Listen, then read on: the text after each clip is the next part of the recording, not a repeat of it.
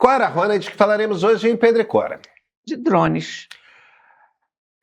E as histórias não são tão bacaninhas quanto vocês acham que são, tá? Bem?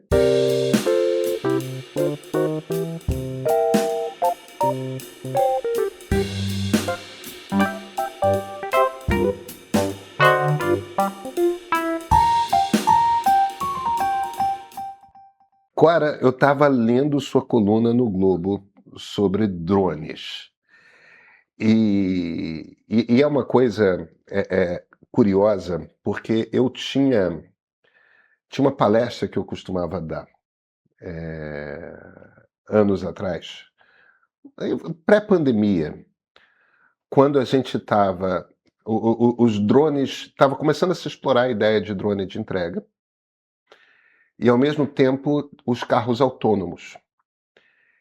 E aí eu falava para as pessoas, eu terminava a palestra e falava, olha, o que vai acabar acontecendo é que com carros autônomos tudo vai virar Uber, ninguém mais vai ter carro. Você simplesmente vai ter uma conta de celular. Assim como você tem uma conta de celular, você vai ter uma conta, sei lá, da Ford, da BYD, da empresa. E você, tantos quilômetros por mês. Assim como você tem tantos minutos ou tantos gigabytes, né? Tantos quilômetros por mês, aí você chama o carro autônomo para, você entra e sai. E com isso a gente só vai precisar 20% dos carros que existem hoje em circulação. Ou seja, as ruas vão todas estar vazias. Mas não se animem demais, porque todas as entregas serão feitas por drones. Então, enquanto você vai ter as ruas vazias, você vai olhar para o céu e vai ter enxames pelo ar de drones de entrega. Evidentemente, nenhuma das duas coisas aconteceram, não sei se vão acontecer. Eu achava que ia ser mais rápido do que foi. Mas, enfim, eu falava isso lá em 2019, por lá. A coisa que não me ocorria quando eu dava esse tipo de palestra era o uso de drone em guerra. E você andou fuçando esse negócio mais a fundo, né? Cara, porque desde que o drone apareceu, e eu morri de vontade de comprar um drone. Eu tenho até hoje. Ainda não comprei, mas é que são caros, né? Pois é, era isso, porque eu pensava, ok, eu vou gastar aqui $1.000 num drone, vou dar 2 voltas com o drone pela lagoa e depois vou fazer o quê? Quer dizer, eu achei que não justificava aquele gasto com os projetos que eu tinha para ele, mas eu previa que aquilo podia dar ruim. Que era uma arma muito poderosa, era uma coisa muito poderosa. Nunca pensei em drone como arma. Quer dizer, eu sei que são, né? Mas você desde o início já desde o começo eu via como uma coisa perigosíssima na mão de gente. E se você tiver raiva no coração e drone na mão, está feito, né? O que aconteceu nos últimos tempos é que, com a guerra da Ucrânia, você começou a ter um gigantesco laboratório de drone, de guerra barata.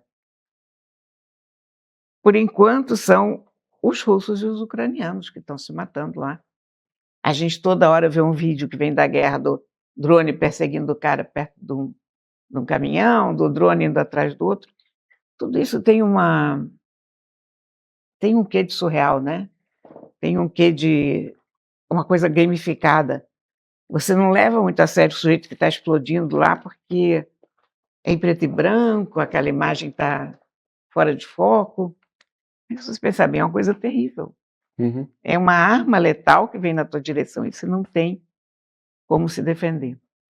Porque mesmo um míssil teleguiado, ele meio que tem... O drone... Não importa se você entra num prédio, o drone vai atrás, né? O drone vai atrás de você. E a coisa mais complicada é a seguinte, é que já estão fazendo drones com autocomando e meio que, eu não sei exatamente com essa tecnologia, com fibras óticas, para poder evitar os bloqueios de sinal. A coisa do drone é sinistra, porque o drone parece um brinquedinho. O drone parece inocente até a hora que ele deixa de ser. Uhum. E o drone é muito barato. Então, você antigamente, para você fazer guerra com algo voador, você tinha que ter aviões, você tinha que ter caças, você tinha que gastar 100 milhões de dólares num avião para bombardeio, enfim, todo esse tipo de coisa. Era uma coisa que estava na mão do governo. Os governos se equivocam brutalmente, os governos matam muita gente, as guerras conseguem acabar com mais pessoas do que a gente consegue imaginar, mas, de alguma maneira, era mais seguro o mundo. Porque só governos conseguiam fazer aquilo, Pois né? o mundo estava mais seguro porque você tinha, sei lá, X governos. Quantos países são no mundo? 200 e tantos. Então, você tinha 250 pessoas bem ou mal intencionadas com acesso a essa tecnologia. Agora, você tem bilhões de pessoas com acesso a essa tecnologia. Você, com um drone de poucos milhares de dólares, você derruba um Patriot. A principal arma do governo iraniano nessa... Os iranianos fabricam muitos dos drones que os russos usam na Ucrânia, né? A principal arma que o governo iraniano usou nessa guerra contra Estados Unidos e Israel são drones que custam 40 mil dólares para fabricar a unidade. Para você ver. Aí quem está nos assistindo está pensando, pô, mas peraí, 40 mil dólares não é barato. Gente, cada drone desses era derrubado por um míssil de caça americano-israelense ou então por mísseis Patriot, que custam todos dezenas de milhões de dólares. Pois é. Então, os Estados Unidos conseguiam derrubar os drones iranianos? Conseguiam, grande parte deles. Para você derrubar um troço de 40 mil dólares, você gasta dezenas de milhões de dólares. Não fica em pé essa conta. Não fica em pé. A questão é que eu acho que os drones têm uma condição inédita de trabalhar a insegurança das populações civis. É claro que nenhum drone vai lançar uma bomba atômica, você para isso precisa, ainda espero, precisa de um avião e de mais recursos, porque... Você precisa de uma ogiva num míssil hoje, né? Mas, enfim, é uma tecnologia difícil de obter, mas você consegue matar gente continuamente nas circunstâncias mais insólitas. E essa tecnologia tem corrido o mundo, porque todo mundo que tem más intenções está indo lutar como voluntário na guerra da Ucrânia. Aqui, eu escrevi essa coluna num dia. No dia seguinte, saiu a notícia que a polícia tinha feito uma foto do Comando Vermelho no Morro do Alemão, a fila de camaradas esperando para terem as aulas de drone. Os caras do Comando Vermelho. Por quem é que eles estavam sendo ensinados? Por um cara que teve na Ucrânia, que serviu como voluntário na Ucrânia. Você já tem drone e voluntário da Ucrânia no Sudão. Os drones estão matando gente no Sudão, que é uma grandeza, mas quem é que está prestando atenção no Sudão? Os drones atacaram um funeral no Sudão, um enterro. Mataram 65 pessoas. Todas eram mulheres e crianças, segundo as testemunhas, até porque os homens estão todos na guerra, no Sudão. Os traficantes mexicanos já estão usando tecnologia de drones. As Farc, na Colômbia, foram como voluntários para a Ucrânia. A Ucrânia descobriu, deportou X caras de volta. Mas quantos caras continuam lá aprendendo? Claro. Mianmar, a junta militar tem usado drones contra civis, direto. E aí, quando chega o socorro, para socorrer os civis, eles usam drones para matar as pessoas que estão socorrendo as outras. Olha, é uma coisa terrível, porque o drone ainda custa 40 mil dólares, e você pensar, isso é muito dinheiro. 40 mil dólares é aquele drone militar pesado. O drone militar, mas você pode transformar um drone comercial, adaptar um drone... custa $1.000, né? Pois é. Isso daqui a pouco, esse preço vai cair também, porque a escala aumenta. Eles acharam um drone ao lado de um avião ucraniano no aeroporto de Halle, Leipzig-Halle, na Alemanha. Você já tentou entrar na área de reservada do aeroporto, uma área de carga reservada de um aeroporto? Evidentemente que não, né, Cora? Na Alemanha, ainda por cima? Pois o drone estava lá. Ninguém sabe como. Esse era um drone que estava armado com explosivos, não detonou por uma falha técnica. No aeroporto, provavelmente mais vigiado da Alemanha, porque aquele aeroporto é primordial para a OTAN. É onde trabalha a carga e a descarga de munição, enfim, de coisas militares para a OTAN. E o drone entra lá. Então, a gente não está prestando atenção nisso, cara. Eu acho que tem poucas pessoas escrevendo sobre drones, sobre o perigo dos drones, sobre como é que a gente vai se defender disso. Porque você imagina, é uma tecnologia muito simples. O exercício do meu neto na escola, esse ano foi fazer um drone. Um chip daqui, um motorzinho dali. E ele conseguiu? Eu não sei se já acabou, mas o grande problema dele é a coisa do equilíbrio. Isso parece que é muito difícil você equilibrar, enfim, mas ele estava trabalhando nisso. Então, Mas seu neto tem 16 anos. tem, pois é isso que eu estou querendo dizer. Aham. É muito interessante. Eu continuo olhando para a coisa e falando. Eu tenho muito essa preocupação de aprender coisas digitais e ir dominando de forma mais vasta as tecnologias em geral. A coisa que eu ainda não parei para fazer foi justamente comprar um drone, porque é caro. Porque Mas a gente não tem muito o que fazer com ele, esse é o negócio, né? A gente não quer dinamitar ninguém, a gente não quer entregar cocaína em lugar nenhum. Mas eu tenho o que fazer. Eu,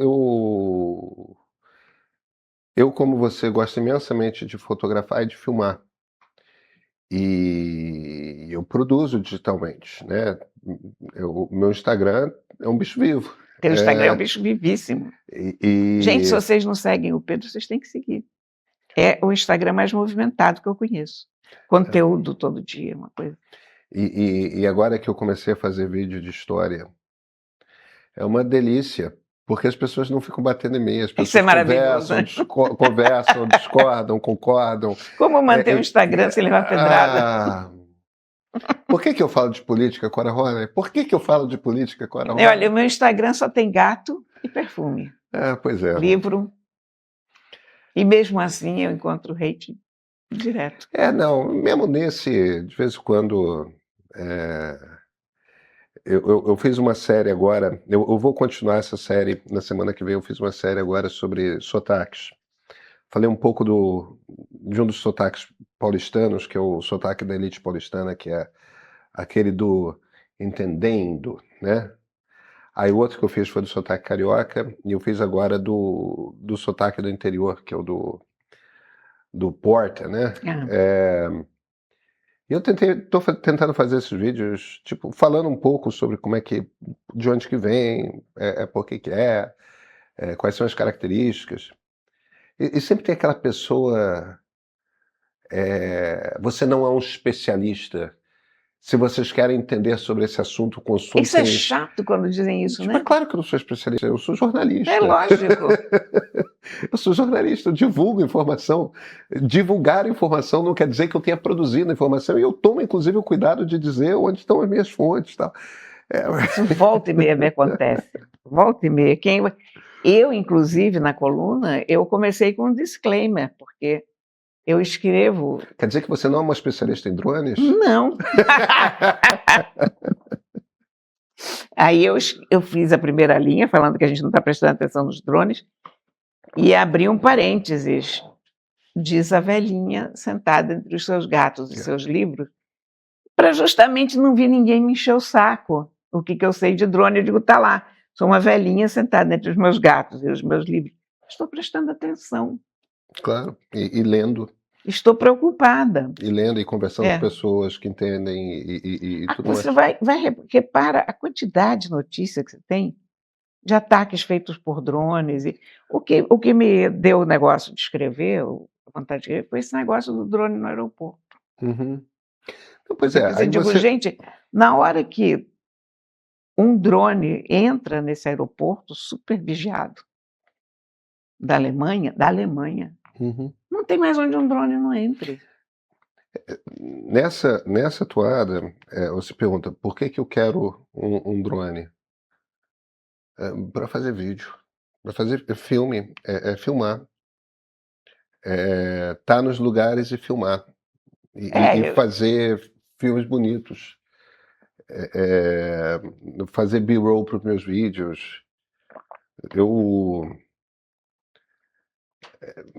mas você vê quantas pessoas a Ucrânia tem atingido na Rússia uhum, e quantas pessoas em Kiev e nas outras cidades os russos têm atingido.